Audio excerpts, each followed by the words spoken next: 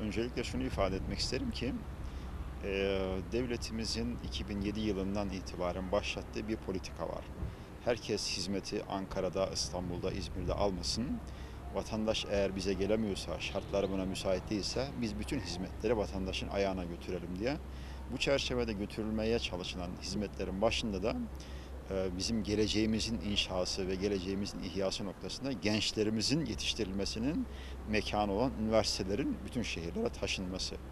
Bu çerçevede Sayın Cumhurbaşkanımızın vizyoner bir projesi olarak bütün illere üniversite kuruldu ve üniversitemiz 2008 yılında kurulduktan sonra hakikaten şehirde ciddi anlamda lokomotif görevi icra eden bir fonksiyon icra etti.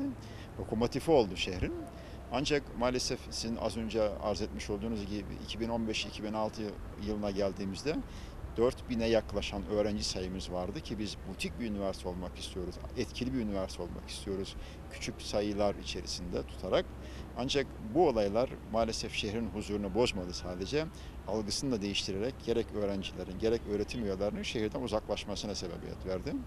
Ancak hemen 15 Temmuz sonrasında devletimizin burada sağlamış olduğu huzur neticesinde bugün itibariyle tekrar 1000'e düşen öğrenci sayısını 3115'e kadar çıkardık ve yeni açtığımız bölümlerle hem şehrin ihtiyaçlarını yerine getirecek hem de ülkemize katma değer sağlayacak bölümlerle gerçekten güzel bölümler açıldı.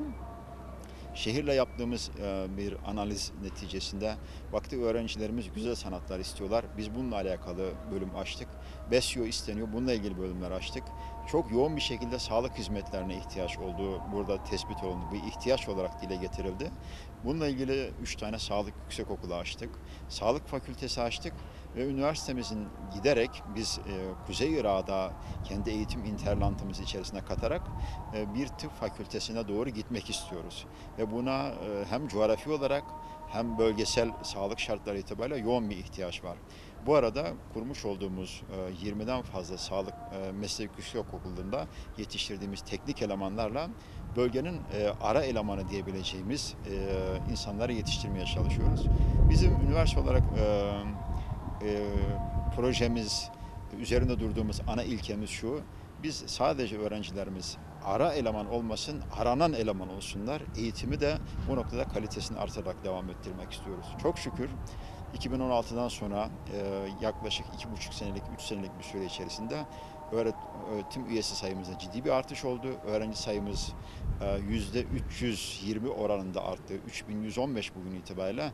Ve bu hızla gittiğimiz zaman biz birkaç yıl içerisinde 6-7 bin öğrenciye ulaşmış olacağız ki 7 bin 8 bin ortalama bizim üniversitemizin kapasitesi olacak.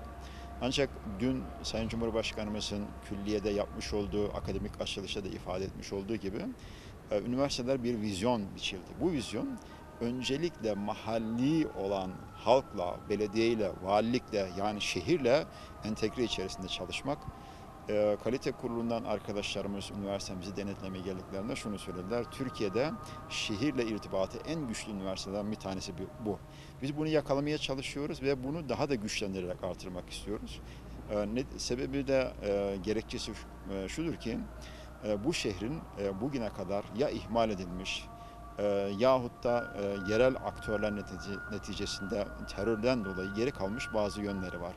Biz üniversite olarak valiliğimizle, belediyemizle, ticaret odamızla ve bütün yerel paydaşlarımızla geride kalmış ve bu şehri geride bırakmış her ne varsa o açığı hızlı bir şekilde kapatarak önce batı illerine yetişmek ve daha sonrasında da bu şehrin dinamiklerini ve potansiyelini kullanarak öne geçmek istiyoruz. Bütün gayretimiz, düşüncemiz bu. Ayaklarımız yere basıyor. Hayalci bir şekilde çalışmamak için uğraşıyoruz ve buranın insanların iyiye, güzele layık olduklarını biliyoruz ve Şırnak Üniversitesi fiziki anlamda Türkiye'nin en güzel üniversitelerinden bir tanesi.